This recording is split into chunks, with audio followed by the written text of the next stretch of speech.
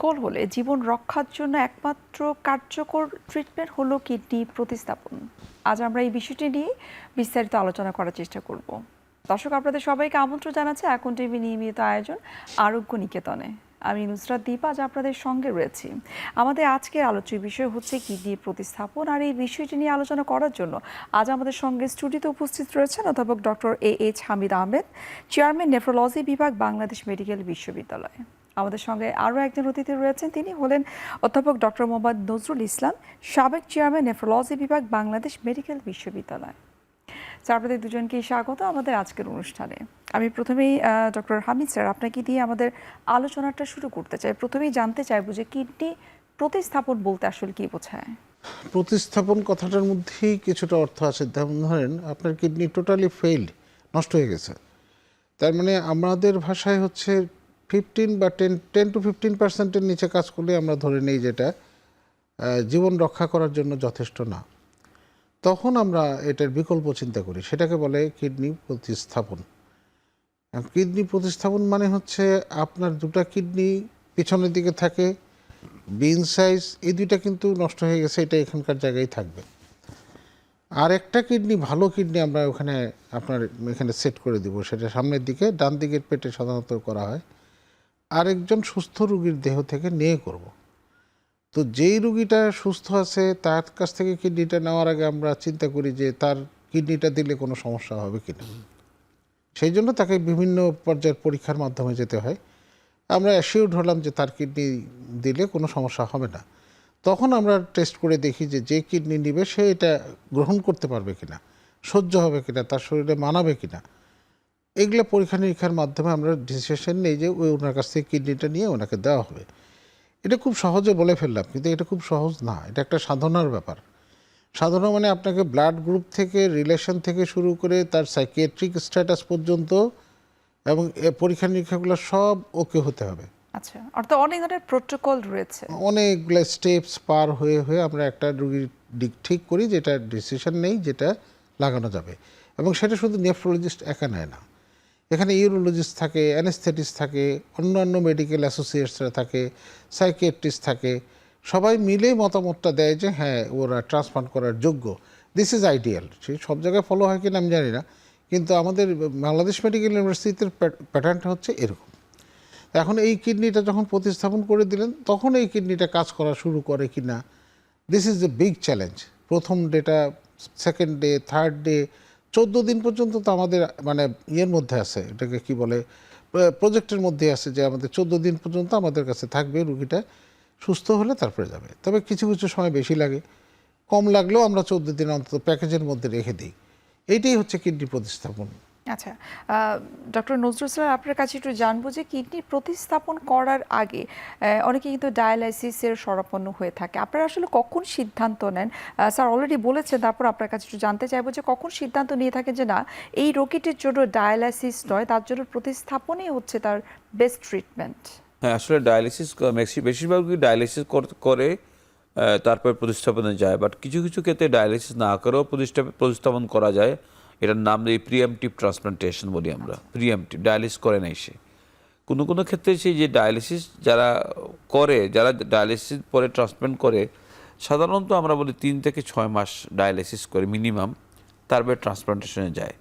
তো সেই ট্রান্সপ্লান্টেশনের আগে ডায়ালিসিস করা কি বাধ্যবাধকতা আছে কি না, এটা আসলে কিছু কিছু ক্ষেত্রে বাধ্যবাধকতা আছে। যেমন ধরুন কিছু কিছু কিডনি রোগ আছে যেগুলো ইমিউন মেডিয়েটেড, সেগুলোর ক্ষেত্রে যদি ইমিডিয়েটলি ট্রান্সপ্লান্ট করি তাহলে কিডনি ফেল হওয়ার সম্ভাবনা থাকে। সেই জন্য এটাকে 3 থেকে 6 মাস ডায়ালিসিস করে যে অ্যান্টিজেনিসিটি, যেটা রোগের যে অ্যান্টিজেন, এটাকে রিমুভ করে দিয়ে ট্রান্সপ্লান্টে যাই। আবার অনেক ক্ষেত্রে যে সেটার প্রয়োজন হয় না, ডাইরেক্টলি আমরা ট্রান্সপ্লান্টে যেতে পারি। অ্যাকচুয়ালি ট্রান্সপ্লান্টে হচ্ছে গিয়ে ডেফিনিটিভ চিকিৎসা, ডায়ালিসিস ডেফিনিটিভ চিকিৎসা না। এটা কিডনির কাজটা করে, সপ্তাহে 2 বার বা 3 বার ডায়ালিসিস করি। তো কিডনি ট্রান্সপ্লান্ট করলে যেমন করে একটা গাড়ির টায়ার নষ্ট হয়ে গেলে টায়ার বদলাই দিই, সেম কিডনি যখন কাজ করবে না, কিডনিটা আমরা রিপ্লেস করে দিই এবং আরেকজন সুস্থ দেহের ডোনারের কাছ থেকে কিডনি নিয়ে আনি। অনেকের মধ্যে একটা ধারণা থাকে যে ডোনারের কোনো ক্ষতি হবে কিনা। আমরা ডোনারকে ফুল চেক আপ করি। সাধারণত একটা কিডনি একটা মানুষের জীবন ধারণের জন্য যথেষ্ট, এটা আল্লাহ স্পেয়ার দিয়েছেন, অতএব একটা কিডনি দেওয়াই যায় এবং দিলে পরে যদি কিডনিটা ঠিকমতো ম্যাচ করে এনগ্রাফটমেন্ট ঠিকমতো হয় তাহলে অবশ্যই রোগী ভালো থাকবে। আচ্ছা, আপনি বলছেন যে ডায়ালাইসিসের তুলনায় আমরা যদি প্রতিস্থাপনের কথা বলি সেটি আরো সহজ একটা পদ্ধতি, কিন্তু প্রতিস্থাপনের ক্ষেত্রে যেমনটি হামিদ স্যার কিন্তু বলছিলেন যে অনেক ধরনের প্রোটোকল রয়েছে যেটা বাংলাদেশের প্রেক্ষাপটে হঠাৎ করে কেউ ডিসিশন নিতে আসলে পারেন না যে আমি কিডনি প্রতিস্থাপন করব। এক্ষেত্রে আপনার কাছে কি মনে হয় যে এই সুযোগ সুবিধাটা বাংলাদেশে এই মুহূর্তে কোন পর্যায়ে রয়েছে বা কতটুকু এই জায়গাটা আমাদের আরো কাজ করা উচিত? এই স্টেপগুলো বাংলাদেশে যথেষ্ট সুযোগ আছে। এটা হচ্ছে কি নির্ভর করবে যে যারা ট্রান্সপ্ল্যান্ট সেন্টারগুলো তারা অ্যাডপ্ট করতেছে কিনা। যেমন ট্রান্সপ্ল্যান্ট ইউরোলজিস্ট, ট্রান্সপ্ল্যান্ট নেফ্রোলজিস্ট, এই দুজন তো মেইন স্টেক হোল্ডার। তার সাথে থাকবে অ্যানেস্থেসিস্ট, আইসিইউ বা অ্যানেস্থেসিস্ট চার্জ যারা আছেন তারা। আর সাইকিয়াট্রিস্ট অ্যাসেসমেন্ট খুবই জরুরি লাগবে, সাইকিয়াট্রি অ্যাসেসমেন্ট।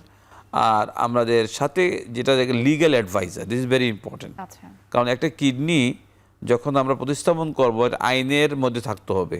বাংলাদেশে একটা কিডনি অঙ্গ প্রত্যঙ্গ আইন পাস হয়েছে 2026 সালে, এটার ফুল আরেকটু এক্সটেন্ডেড আইনটা হয়েছে। সেক্ষেত্রে আমরা মনে করি যে এই কিডনি প্রতিস্থাপন আইন বোঝার জন্য একজন আমাদের এখানে যেমন আমাদের বিএমএতে আইনি একটা প্যানেল আছে, ওরা এটা দেখে দেয় যে কিডনি কে দিচ্ছে, বা যদি এটা না করি এটা ট্রেড হয়ে যাবে। সেই জন্য এই স্টেক হোল্ডারগুলোর প্রয়োজন আছে। আচ্ছা, হামিদ স্যার আপনারা কিছুটা জানবো আমরা কিডনি প্রতিস্থাপনের ক্ষেত্রে, যেমনটি স্যার বলছেন এবং আপনিও বলছিলেন যে আসলে এখানে ডোনারের ভূমিকাটা কিন্তু অনেক বেশি গুরুত্বপূর্ণ। একটু জানতে চাইবো যে এই জায়গাটা আসলে অনেক অডিয়েন্স যারা রয়েছে তারাও হয়তো এই বিষয়টাতে খুব একটা অবগত নয় যে আসলে ডোনার কারা হতে পারবে। সেটা কি পরিবারের লোকজনই হতে হবে নাকি পরিবারের বাইরে যে কেউ আসলে ডোনার হতে পারে? খুবই ভালো প্রশ্ন করেছেন। অনেক রুগী আসে আমাদের কাছে এই বিষয়গুলো জানতে। যেমন ধর ডোনারকে আমরা ভাগ করি দুই ভাগে, একটা হচ্ছে লাইভ ডোনার, একটা হচ্ছে ক্যাডাভারিক ডোনার। লাইভ ডোনার মানে জীবিত ব্যক্তির কাছ থেকে আমরা যে কিডনিটা নেই সেটা হচ্ছে লিভিং ডোনার, আর ক্যাডাভারিক ডোনার হচ্ছে মৃত ব্যক্তির কাছ থেকে যে কিডনিটা নেওয়া হয়। তো প্রফেসর নজরুল মেনশন করেছেন যে আমাদের এখানে দুইটাই হয়েছে, মানে ক্যাডাভারিক ট্রান্সপ্লান্টও হয়, লিভিং ডোনারও হয়। আচ্ছা, এখন ডোনার কে হতে পারবে এটা যদি বলেন তাহলে আইনগত দিক একটা আছে, সেটা হচ্ছে আইনগত দিক যেটা বলে আপনার অ্যামেন্ডমেন্ট হয়েছে 2026-এ। এই অ্যামেন্ডমেন্ট অনুযায়ী first degree relation, second degree relation এবং থার্ড ডিগ্রি রিলেশন পর্যন্ত আমরা নেই। এটা হচ্ছে লিভিং ডোনারের ক্ষেত্রে এই পর্যন্ত। এখন অ্যামেন্ডমেন্ট করার পরে যেটা আসছে সেটা হচ্ছে ইমোশনাল ডোনার। ফার্স্ট ডিগ্রিকে বাবা মা ছেলে মেয়ে ভাই বোন এগুলা হচ্ছে ফার্স্ট ডিগ্রি, তারপরে চাচা চাচি মামা মামা খালা এগুলা হচ্ছে সেকেন্ড ডিগ্রি, চাচাতো বোন খালাতো বোন ফুফাতো বোন এরা হচ্ছে থার্ড ডিগ্রি। এই রিলেশনের বাইরে একটা ইমোশনাল ডোনার এবার নতুন সংযোজন হয়েছে। ইমোশনাল ডোনারটা নিয়ে অনেক কথাবার্তা আছে, আমরা আসলে অনেক সুদূর প্রসারী চিন্তা করে এই আইনটা সংশোধন করা হয়েছে। আইন তো সবসময় সংশোধন করা যায় না, ইচ্ছা করলে এটা প্রসেস আছে। আইন মন্ত্রণালয়, সংসদীয় কমিটি, সংসদ পাশ হবে, তারপর এটা বিবেচনা হবে, তারপর পাশ হয়। সেই জন্য আমরা ধরেন আগামী 10-12 বছরের চিন্তা করে এই আইনটা পাশ করা হয়েছে। এই আইনটা পাশ করতে হলে আপনার কিছু ইনফ্রাস্ট্রাকচার লাগবে। যেমন ইমোশনাল ডোনারটা হচ্ছে অ্যাকচুয়ালি খেয়াল করে দেখেন, অ্যাটম বোম আবিষ্কার হয়েছিল মানবতার উন্নয়নে, কল্যাণে, কিন্তু সেই অ্যাটম বোম এখন ব্যবহৃত হচ্ছে কিসে? মানুষের ক্ষতির জন্য। তো ইমোশনাল ডোনারের আইনটা সংশোধন করা হয়েছে মানুষের উপকারের জন্য। আচ্ছা, এখন আপনি যদি এটাকে পেইড ডোনার এই হিসেবে, জায়গাটা একটু ছোট্ট করে স্যার জানতে চাই যে কেন ইমোশনাল ডোনার নামটা দেওয়া হলো? আচ্ছা, ইমোশনাল ডোনার বলা হয়েছে যেমন ধরেন আপনি আপনার বন্ধু, স্কুল ফ্রেন্ড, আপনার একেবারে স্কুল থেকে আপনি আপনার বন্ধু, দুই বন্ধু, এক বন্ধু খাওয়া হয় না আরেক বন্ধু ছাড়া, ওই বন্ধুর খালা আপনার মায়ের মতো, এই যে বন্ধন, এই বন্ধনটাই শেষ পর্যন্ত দেখা গেল যে আমার অর্থাৎ বন্ধু, আন্তরিকতা এবং মানবিকতা। মানবিকতা, এই দুইটা দিক থেকে বিবেচনা করে ইমোশনকে বিবেচনা করে ইমোশনালি যে কিডনিটা দান করা হয় সেটাই ইমোশন ডোনার। কিন্তু এর মানে এই না যে আপনি একটা বগুড়া থেকে একটা ডোনার কিনে নিয়ে আসলেন না, এটাকে ইমোশনাল বলে চালিয়ে দিবেন, এটা তো ঠিক না। এটা হচ্ছে পেইড ডোনার হয়ে গেল। এটা কিন্তু আমাদের রুলে ইয়ে করে না। তো সেই জন্য একটা কমিটি করা হয়েছে। ফার্স্ট কাজটা হচ্ছে আমাদের ডিপার্টমেন্টে বা আমাদের যেটা করা হয় সেটা হচ্ছে আমাদের ডিপার্টমেন্টে একটা স্ক্রিনিং করি যে এরা অ্যাকচুয়ালি ট্রান্সপ্লান্টের যোগ্য কিনা, ইমোশনাল কিনা এটা আমার দেখার বিষয় না, কিডনি প্রতিস্থাপনের জন্য যোগ্য কিনা তাকে আমরা পাঠিয়ে দিই আইন বিভাগে। আমাদের হসপিটালে আইন বিভাগ আছে, তারা রিলেশনটা দেখে, দেখে এটা পাঠায় দেয় আমাদের সেন্ট্রাল কমিটিতে। আচ্ছা, সেন্ট্রাল কমিটিতে আপনার ডিসির একজন প্রতিনিধি, এসপির একজন প্রতিনিধি, তারপরে অ্যাটর্নি জেনারেলের একজন প্রতিনিধি, পুলিশের একজন প্রতিনিধি, এরকম থাকে। এগুলি নিয়ে একটা কমিটি করা হয়েছে। এটা মানে অ্যামেন্ডমেন্ট করা সংসদে পাশ করা আইন। এটা একটা আপনার সংসদীয় আইন আর কি। এই আইনের ধারায় আমরা ওনাদের কাছে পাঠাই। ওনারা তখন বিভিন্ন বিষয় বিবেচনা করে যে এর যে relatives first degree, second degree, third degree আছে, তারা কেন কিডনি দিচ্ছে না, তাকে কেন ইমোশনে যেতে হচ্ছে, এটা ফার্স্টে বিবেচনা করে। তারপরে বিবেচনা করে তার এখানে কি স্যার জবাবদিহিতার কোনো বিষয় রয়েছে? অবশ্যই জবাবদিহিতার বিষয় না থাকলে আপনি দেখবেন অর্ধেক মানুষের কিডনি নাই, একটা কিডনি নাই, এটা সব বিক্রি করে ফেলবে। সেই জন্য এটাকে তো একটা বাইন্ডিংসের মধ্যে রাখতে হবে। এই জন্য এই আইনটা করা হয়েছে। এছাড়া পেয়ার ডোনেশন আছে। পেয়ার ডোনেশন মানে হচ্ছে একজনের ডোনারের সাথে আরেকজনের ডোনার মিলছে না, কিন্তু অন্যজনের ডোনারের সাথে আমার মেলে, আচ্ছা, তাহলে আমি ওনার ডোনারটা নিলাম, উনি আপনার ডোনারটা। কিন্তু এটা একটু আমাদের ইনফ্রাস্ট্রাকচার এখনও রেডি না। এই পেয়ার ডোনেশনের ব্যাপারে আমরা এখনও রেডি না, কারণ এটা আরও হয়তো 2-1 বছর লাগবে রেডি হতে। কেবল তো আইন পাস হলো, কয়েক বছর লাগবে। কিন্তু ইমোশনাল ডোনার আমরা রেডি। এখন যদি ওই কমিটি ঘোষণা দেয় যে হ্যাঁ এরা ইমোশনালি বন্ড, ইমোশনাল, আপনার ড্রাইভার 10 বছর ধরে আছে, সে আপনাকে কিডনি একটা দিতেই পারে, বা আপনি আপনার ড্রাইভারকে কিডনিটা দিতে পারেন। আপনার ড্রাইভার আপনার 10 বছর সেবা দিল, সে এখন ডায়াবেটিস থেকে তার কিডনি ফেল হয়ে গেছে, এখন সে ডায়ালিসিস করে, তাকে আপনি একটা কিডনি দেন। আপনার কাজের বুয়া কিডনি জনিত সমস্যায় ভুগছে, আপনি তা আপনাকে সে সেবা করলো, আপনার ছেলে মেয়ের সেবা করলো, আপনি এখন তাকে একটা কিডনি দেন। This is emotion.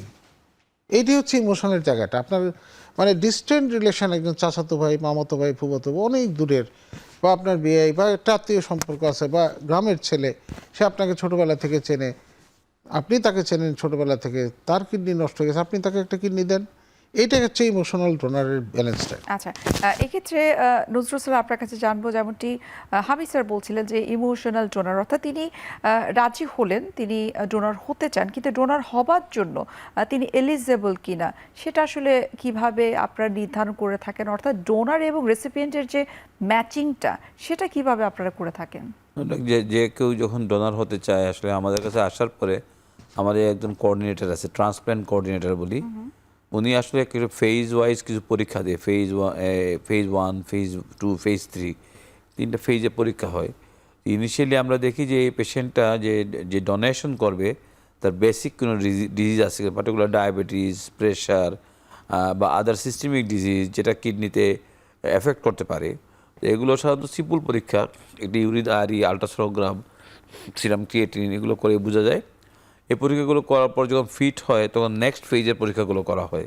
আচ্ছা, এগুলোর ক্ষেত্রে যেমন হার্টের রোগ আছে কিনা সব দেখা হয়, hepatitis B, C, virus C, এগুলো আছে কিনা। আচ্ছা স্যার, আমরা যদি একটু সহজভাবে আপনার কাছে জানতে চাই যে কারা ডোনার হতে পারবে, কারা ডোনার হতে পারবে না, আমরা যদি রোগের কথা চিন্তা করি, আমি শিওর যে আমাদের আজকের অনুষ্ঠানের মাধ্যমে হয়তো অনেকেই এই বিষয়টা সম্পর্কে জানতে পারবে যে আসলে আমার যদি ডায়াবেটিস থাকে তাহলে আমি ডোনার হতে পারবো না, অথবা আমি পারবো।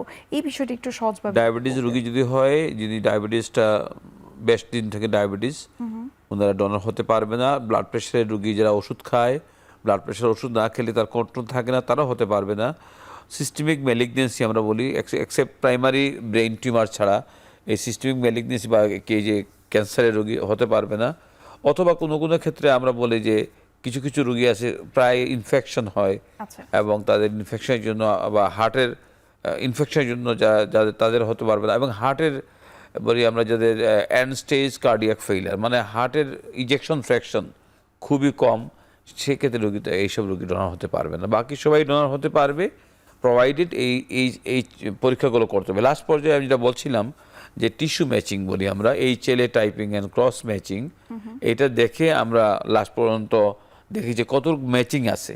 যদিও আজকালকার এই মডার্ন বিশ্বে ম্যাচিং না হলেও করা যায়, আজকাল বেশ ভালো ভালো ওষুধ আসছে, সেগুলো দিয়ে ম্যাচিং না করেও করা যায়, বাট ম্যাচিং করলে ভালো হয় আর কি। আচ্ছা, এই ম্যাচিংটা আসলে কি কি রকমের হয়ে থাকে, কত টাইপের হয়ে থাকে, বা কিভাবে করে থাকেন সেটাই আরেকটু বিস্তারিত জানবো। একটা বিরতির সময় হয়ে গেছে, আমরা বিরতি নিচ্ছি।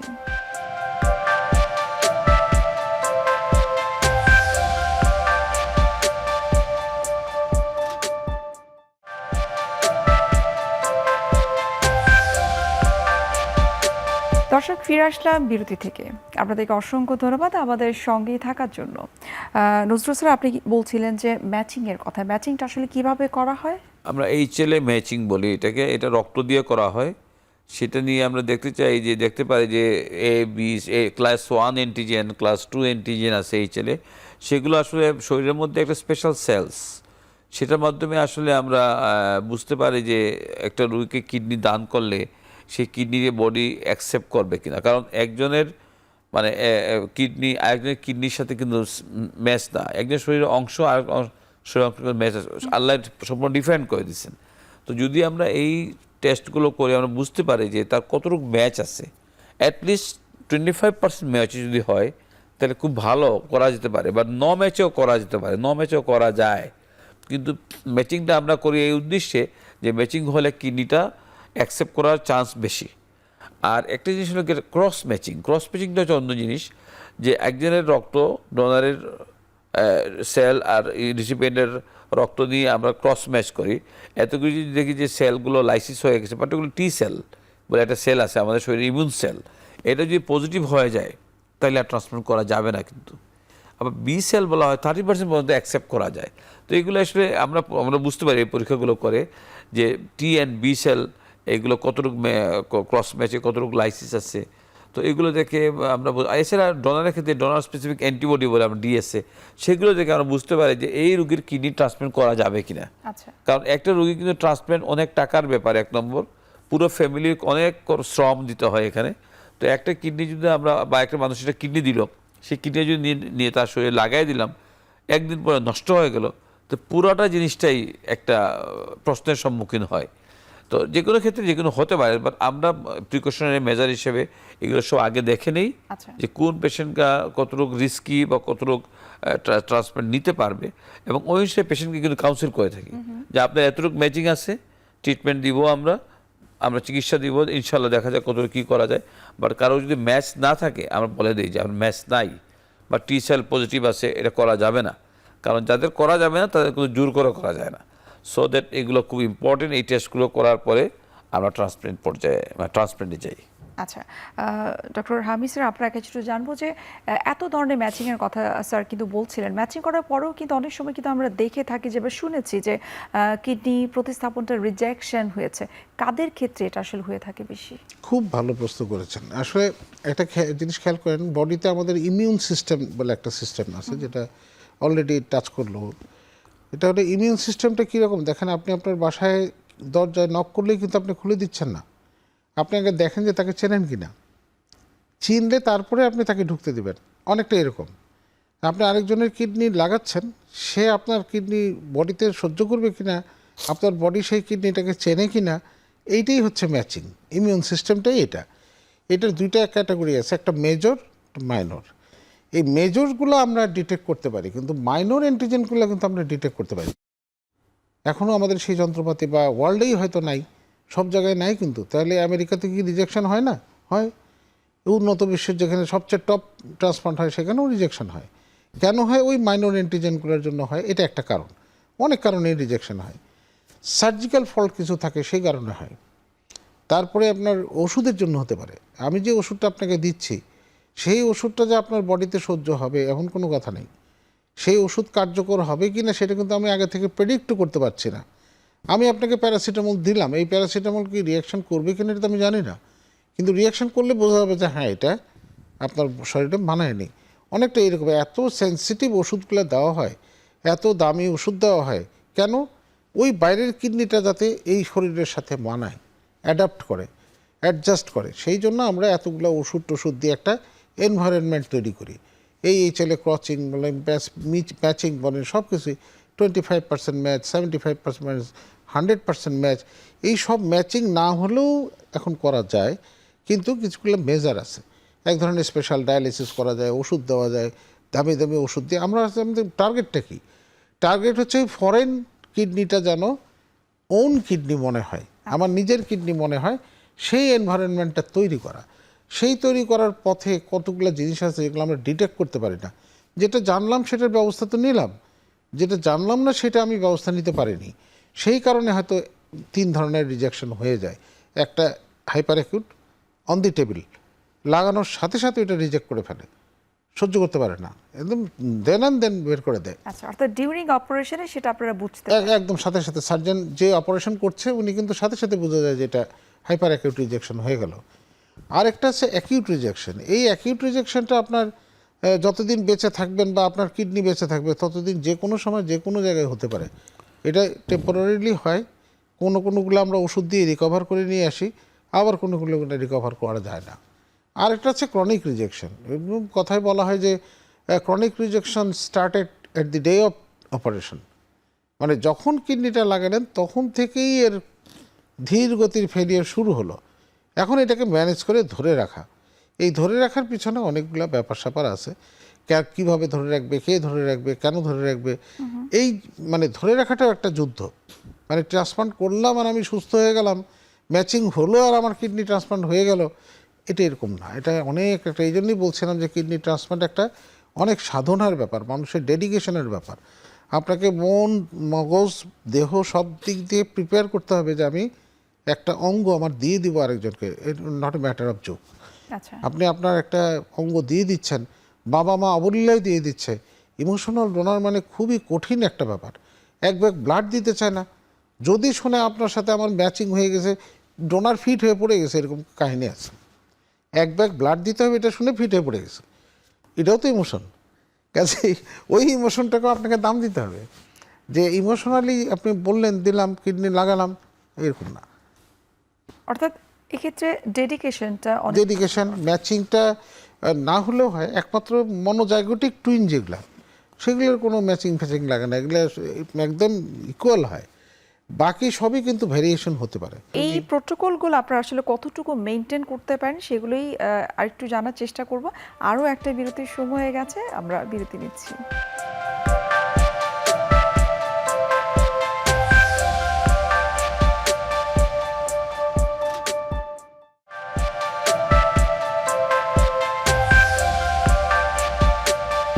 দর্শক, ফিরে আসলাম বিরতি থেকে। আপনাদেরকে অসংখ্য ধন্যবাদ আমাদের সঙ্গে থাকার জন্য। ডক্টর নজরুল স্যার, আপনার কাছে একটু জানবো, যেমনটি হামিদ স্যার কিন্তু বলছিলেন যে আপনারা কিছু ডাটা কালেক্ট করে থাকেন, যে যেমন যিনি ডোনার হলেন তার কাছ থেকে আপনারা জানার চেষ্টা করেন যে তিনি সুস্থ আছেন কিনা, যিনি প্রতিস্থাপন করলেন তার ক্ষেত্রে ফলো আপ অনেক বেশি গুরুত্বপূর্ণ। এই বিষয়টা আরেকটু বিস্তারিত জানবো আপনার কাছে। ধন্যবাদ। আসলে দেখেন, ডোনার তো একজন সুস্থ লোক, এবং আমাদের ট্রান্সপ্লান্ট করার জন্য প্রথম আমরা দেখি যে ডোনারের জন্য কোনো ক্ষতি না হয়। সো ডোনারকে আমরা দেখি সাধারণত 10 থেকে 12 দিনের মাথায় আমরা ডোনারকে ছুটি দিয়ে দিই। দেওয়ার আগে সমস্ত দেখে নেই তার কিডনির ফাংশন কেমন আছে, ব্লাড প্রেশার কেমন আছে, এবং তার পরবর্তীতে আসলে ডোনারকে মাঝে মধ্যে দেখা হয়। সাধারণত খুব ফ্রিকুয়েন্টলি ডোনারকে দেখার আর প্রয়োজন পড়ে না, সুস্থ লোক সুস্থ হয়ে যায়। বাট যিনি রেসিপিয়েন্ট, যাকে কিডনি দেওয়া হয়েছে, তাকে ফ্রিকুয়েন্ট ভিজিট করতে হয়। আচ্ছা, এর কারণ হচ্ছে দুইটা। একটা হচ্ছে কি তার কিডনি কেমন কাজ করতেছে, আর দুই নম্বর হচ্ছে যে ইমিউনোসাপ্রেসিভ ড্রাগস যেগুলো দেওয়া হয় সেগুলো অত্যন্ত টক্সিক ড্রাগস। এর মধ্যে কিছু ড্রাগ আছে যেগুলো প্রায়ই পেশেন্টের রক্ত স্বল্পতা করে ফেলে because of the bone marrow suppression. কারো কারো ডায়রিয়া করে এবং কিডনি খারাপ করে ফেলতে পারে, কারো কারো হেয়ার গ্রোথ করে, গাম জিঞ্জাইভাল হাইপারট্রফি করে, ট্রিমর হয়। আবার কারো কারো এমনও আছে যে এই ড্রাগের মাত্রা যদি কমে যায় রিজেকশন করে যাবে, আবার বেড়ে গেলেও খারাপ হয়ে যাবে রোগী। তো সেক্ষেত্রে একটা স্টেট অফ ব্যালেন্স মেনটেন করতে হয়। এই জন্য আমরা সাধারণত প্রথম 6 মাস থেকে 1 বছর রোগীকে ফ্রিকুয়েন্ট ভিজিট করতে হয়। এবং একটা জিনিস এখানে আপনাকে আমি আসলে সবাই জানার স্বার্থে বলছি, যদিও রোগীরা ওষুধ খায়, অনেক দামি ওষুধ, 6 মাসের পর থেকে ওষুধের মাত্রা কমে আসে এবং খরচও কমে আসে। একটা পর্যায়ে বিশেষ করে 1 থেকে 2 বছর পরে অত্যন্ত কমে যায় মাত্রা, তখন কিন্তু টাকাও কম লাগে। সেই জন্য সবাইকে বলবো যে ট্রান্সপ্লান্ট যারা করছেন তারা যেন নিয়মিত ওষুধগুলো খান। আচ্ছা, এবং আপনার নেইবারিং যে আপনার পাশে যে ট্রান্সপ্লান্ট ফিজিশিয়ান যার সাথে আপনার যোগাযোগ আছে তার সাথে রীতিমতো যোগাযোগ রাখবেন। আদারওয়াইজ যে কোনো সময় যে কোনো মুহূর্তে অ্যাকিউট রিজেকশন বলি আমরা এটাকে, হতে পারে। তো সেই জন্য যে ট্রান্সপ্লান্ট যদি একটা সত্য সুন্দরভাবে ট্রান্সপ্লান্ট হয়, রোগী যদি ঠিকমতো ওষুধ খায়, আমরা অনেকগুলো রোগী আছে পরে বিয়ে করেছে, বাচ্চা হয়েছে, সব কিছু নর্মাল লাইফ। সো সেক্ষেত্রে আমি মনে করি যে transplant is the best option for a chronic kidney disease patient. আচ্ছা, এই প্রসঙ্গটায় আমি ডক্টর হামিদ স্যার আপনার কাছে একটু করতে চাই। আমি খুবই ব্যক্তিগত একটা অভিজ্ঞতা থেকে আপনার কাছে জানতে চাইছি। কেউ একজন আমার কাছে জানতে চাইলো যে তিনি কিডনি ট্রান্সপ্ল্যান্ট করতে চান, কিন্তু তার ধারণা বা আশেপাশে মানুষজন অনেকের কাছেই তিনি শুনতে পেয়েছেন যে ট্রান্সপ্ল্যান্ট করলেও সর্বোচ্চ তিনি 5 বছর বেঁচে থাকতে পারবেন। এটা কি আসলে মিসকনসেপশন? না, মোটেই না, কারণ আমাদের এক্সাম্পল তো দেশেই আছে। ঠাকুরগাঁয়ের মজিদা মির্জা পেশেন্টের নাম, উনি 21 বছর কিডনি ট্রান্সপ্লান্ট করছে আমাদের এখানে, এখনও ভালো আছে। মাত্র 2টা ওষুধ খায় ট্রান্সপ্লান্টের জন্য। তার ব্লাড প্রেশার নাই, ডায়াবেটিস নাই, সে রেগুলার ফলো আপে আসে। সে কোনো সমস্যা হলে আমাদেরকে ফোন করে, আমাদের যে কোনো প্রফেসরের কাছে তার অ্যাপ্রোচ আছে। এটা একটা উদাহরণ দিলাম, এরকম অনেক আছে যারা ট্রান্সপ্লান্ট করে বেঁচে আছে। ডায়ালিসিস করে আজকে প্রায় 25 বছর বেঁচে আছে। তার নাম হচ্ছে মেহেরিন মান্নান। সে আমাদের এখানে ডায়ালিসিস করে। তো সে তো আমি মানে ঢোকার স্টুডেন্ট অবস্থা থেকে তাকে দেখি ডায়ালিসিস করে। প্রফেসর নজরুল স্টুডেন্ট অবস্থা দেখছে তার ডায়ালিসিস করে, এখন আমাদের রিটায়ারমেন্টের বয়সে ডায়ালিসিস করেই যাচ্ছে। এগুলো আসলে অমূলক ধারণা। মানুষের অন্য মানুষের কথা না শুনে স্পেশালিস্টের কথা শোনা উচিত। আমি আপনার কাছে আসব, আমি টেলিভিশনের টেকনিশিয়ানের কাছে যাব, টেলিভিশন ইঞ্জিনিয়ারের কাছে যাব, তারা যেটা মতামত দিবে সেটাই তো বেস্ট। আমি অন্য মানুষের কথা শুনবো কেন? এখন মানুষ শুনলে আপনার তো কিছু করার নাই। তাদের উচিত যেখানে ট্রান্সপ্লান্ট করছে সেই সেন্টারে যাওয়া, অথবা একজন কিডনি বিশেষজ্ঞের কাছে যাওয়া। যে আমার তো এখন তো প্রত্যেক ডিস্ট্রিক্টেই পসিবলি তাই না নেফ্রোলজিস্ট আছে, কিন্তু এখন সব জেলায় একজন করে একজনের বেশি আছে, একাধিক। কাজে আপনার অ্যাপ্রোচ তো এখন একদম দোরগোড়ায়। উপজেলাও আছে, উপজেলা লেভেলেও আছে, এটা তো আছেই। ইভেন আমি একদম গ্যারান্টি দিতে পারি যে প্রত্যেক জেলায় একজন করে নেফ্রোলজিস্ট আছে। আচ্ছা, সেই আমরাও আশা করছি যে আমাদের আজকের অনুষ্ঠানের মাধ্যমে যাদের এই ধরনের মিসকনসেপশন রয়েছে, তারা তাদের যে ভ্রান্ত ধারণাটা রয়েছে সেটা অনেকটাই কিন্তু তারা সেখান থেকে বের হয়ে আসতে পারবে। যে ট্রান্সপ্লান্ট করলে যে আসলে স্বল্প সময়ের জন্য তারা বেঁচে থাকতে পারবে তা নয়। আপনি খুব চমৎকার একটা উদাহরণ দিলেন যে 21 বছর হয়েছে তিনি ট্রান্সপ্লান্ট করেছেন, কিন্তু এখন পর্যন্ত তিনি সুস্থ আছেন, ভালো আছেন। ডক্টর নজরুল স্যার, আপনার কাছে একটু জানবো যে কিডনি ট্রান্সপ্লান্ট হওয়ার পরে, যেটা আমরা জানি যে যখন কিডনি পেশেন্ট ছিলেন তখন তাকে রেনাল ডায়েট ফলো করতে হতো, কিন্তু ট্রান্সপ্লান্টের পরে কি তাকে স্বাভাবিক খাবার দাবার তিনি খেতে পারবেন, নাকি ওই রেনাল ডায়েটই তিনি ফলো করবেন? ট্রান্সপ্লান্ট করার পরে যখন কিডনি বেজ লাইনে চলে আসে, ক্রিয়েটিনিন নর্মাল হয়ে যায়, বাকি যে প্যারামিটার নর্মাল হয়ে যায়, তখন সে স্বাভাবিক খাবার দাবার খাবে। আচ্ছা, তবে এই জিনিসটা মানুষ আসলে মানে স্বাভাবিক বলতে কি বুঝি? Balance diet. আর স্বাভাবিক আমরা বলি স্বাভাবিক খাবার, তাহলে আমি আজকে 5টা ফল খাবো, তো এইটা না। কিন্তু একটা ডায়েটের একটা স্টেট অফ ব্যালেন্স থাকতে হবে। সেই ব্যালেন্স ডায়েটটাই আমাদের আসলে ডায়েটিশিয়ান যারা ওনারা দিয়ে থাকেন। তবে একজন কিডনি ট্রান্সপ্লান্ট রোগী স্বাভাবিক রোগীর মতো লোকের মতোই খেতে পারে, কোনো সমস্যা হয় না। তবে তাকে পিরিয়ডিক্যালি নেফ্রোলজিস্টের শরণাপন্ন হতে হবে। যদি কোনো কারণে তার কিডনি পয়েন্ট বা কিডনি ডিটোরেশন হয়, সেক্ষেত্রে ডায়েটারি মডিফিকেশনটা আবার হবে। আচ্ছা, তো সেই জন্য সাধারণত নর্মাল কিডনি যখন ফাংশন হয়ে যায়, নর্মাল ডায়েট। আচ্ছা, আরেকটা বিষয় একটু জানতে চাই। আপনারা বিভিন্ন প্রোটোকলের কথা বলছিলেন, স্যার বলছিলেন, আপনিও বলছিলেন, একটু জানবো যে আসলে যে প্রোটোকলের মধ্যে এখানে আইনগত কিছু বিষয় রয়েছে, তার পাশাপাশি আমি একটু ধর্মীয় বিষয়টা একটু জানতে চাইছি যে ধর্মীয়গতভাবে এখানে কোনো বিধি নিষেধ আছে কিনা।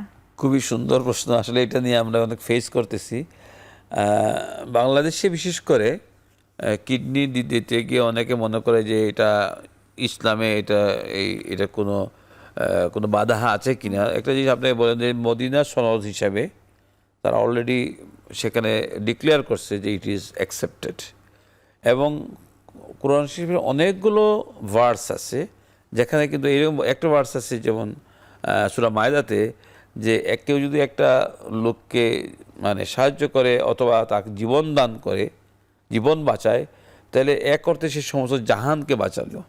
তো এগুলো হচ্ছে ইনডিরেক্ট কথাবার্তা। তো আজকাল এগুলো যেহেতু মদিনার ইয়েটা আমরা ফলো করি চারিদিক দিয়ে, তো ওরা ওদের ইউনিভার্সিটি থেকে তারা বলছে যে এটা অ্যাকসেপ্টেড। তো বাংলাদেশের মধ্যে এই যে ধর্মীয় ইয়েটা এখনও খুব মানুষ অ্যাকসেপ্ট করে, তবে আস্তে আস্তে অনেকগুলো বাড়ছে। এই জন্য আমাদের অ্যাসোসিয়েশনের পক্ষ থেকে আমরা কিন্তু বলছি যে ধর্মীয় গুরু যারা আছেন অথবা যারা বিভিন্ন আদার ধর্ম যারা আছেন, তারা যদি মানুষকে বলে, আমার কথা যে শুনবে, ওনাদের কথা আরও বেশি শুনবে যারা অ্যাকচুয়ালি এই স্পিরিচুয়াল টক করেন, তারা যদি বলে দেন যে কিডনিটা নেওয়াটা যাবে এবং মানুষকে সাহায্য করে এর প্রতিদান অবশ্যই পাবে, তাইলে আমার মনে হয় কিডনি প্রতিস্থাপনের এই বাধাটা অনেক ক্ষেত্রে মানে ডোনারের স্ক্যারসিটি বাধা অনেক ক্ষেত্রে কমে আসবে।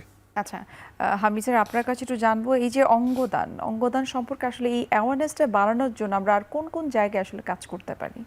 কাজ করার এখন অনেক জায়গা, এখন অনেক জায়গা বলতে আমরা তো আছি, নেফ্রোলজিস্ট বা কিডনি বিশেষজ্ঞ যারা আছে তারা আছে, আমাদের ছাত্ররা আছে, অন্যান্য ডিসিপ্লিনের ডাক্তাররা আছে, এরা অনেকটা অ্যাওয়্যার।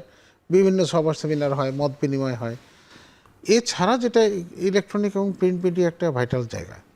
এখন আপনি দেখেন প্রচারেই প্রসার, তো আপনি প্রিন্ট মিডিয়াটা ইউজ করেন। এখন আমাদের টেলিভিশন তো অনেক অনেক অনেক টেলিভিশনের চ্যানেল। এখন আপনারা একটা প্রোগ্রাম করেন শুধু ট্রান্সপ্লান্টের উপরে, শুধু ডায়ালিসিসের উপরে, শুধু সিকেটির উপরে, যদি আপনারা আমাদের প্রচারগুলো করে দেন, এটা সবচেয়ে ভাইটাল।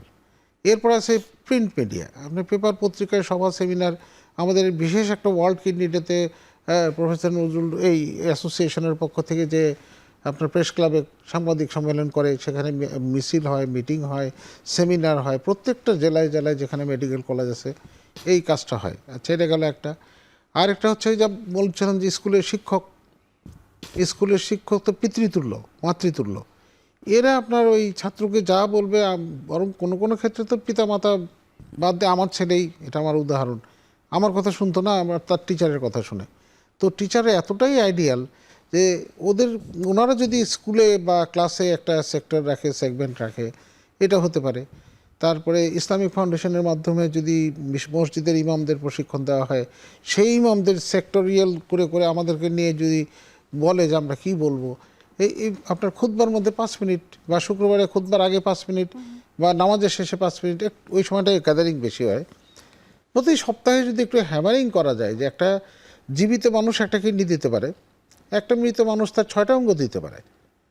আপনি খেয়াল করে দেখেন ইসলামের যুদ্ধগুলোতে, আগের যুদ্ধগুলো যদি আপনি খেয়াল করে দেখেন, আমরা ছোটোবেলায় পড়তাম আমাকে পানি দাও, আমাকে পানি দাও, ওনাকে পানি দাও, ওনাকে পানি দাও। একটা যুদ্ধে 5টা সৈনিক আহত, সবারই পানির প্রয়োজন, কিন্তু আসে একটা গ্লাস পানি। এখন যার কাছে নিয়ে যায় সে বলে ওনাকে দাও আগে, উনি আমার চেয়ে বেশি অসুস্থ। উনি বলে ওনাকে দাও আগে, ওনাকে দাও আগে। এরকম করে করে মানে সবাই কিন্তু স্যাক্রিফাইস করে। তাহলে কি স্যাক্রিফাইস করলো? সে জীবনটাই স্যাক্রিফাইস করলো। তার জীবনের মধ্যে কিন্তু কিডনি, লিভার, ব্রেন, হার্ট, ফুসফুস সবই আছে। তো সে তো ওই লোকটার জন্য তার জীবনের সমস্ত কিছুই স্যাক্রিফাইস করলো। তো একটা মানুষ যদি একটা মানুষের জীবনকে স্যাক্রিফাইস করতে পারে, মারা যাওয়ার পরে তার কিডনিগুলোকে স্যাক্রিফাইস করার উদাহরণ তো এখানেই আছে। প্লাস কোরআনের আয়াতগুলো নজরুল কিছু বলছে, আরও অনেক আছে যেগুলো আমরা তো ইসলাম মানে অত আয়াতগুলো মুখস্থ নাই, কিন্তু আমরা তো জানি যে কোরআন শরীফে এগুলো লেখা আছে যে আপনি আরেকজন মানুষকে উপকার করেন। উপকারটা কিভাবে করবেন সেটা হচ্ছে ম্যাটার। তা এখন এইটা আপনি মরণোত্তর দেহ অঙ্গদান করতে পারেন, আপনাকে একটা কার্ড দেওয়া হবে, আচ্ছা। এটা মরণোত্তর অঙ্গদান কার্ড। এটা নিশ্চয়ই অনেক আইনি প্রক্রিয়া রয়েছে, অনেক প্রোটোকল এটার রয়েছে, নিয়ম জন্য কানুন রয়েছে, এটার জন্য সেটাই জানার চেষ্টা করবো। আরও একটা বিরতির সময় হয়ে গেছে, জি। আমরা বিরতি নিয়ে নিচ্ছি।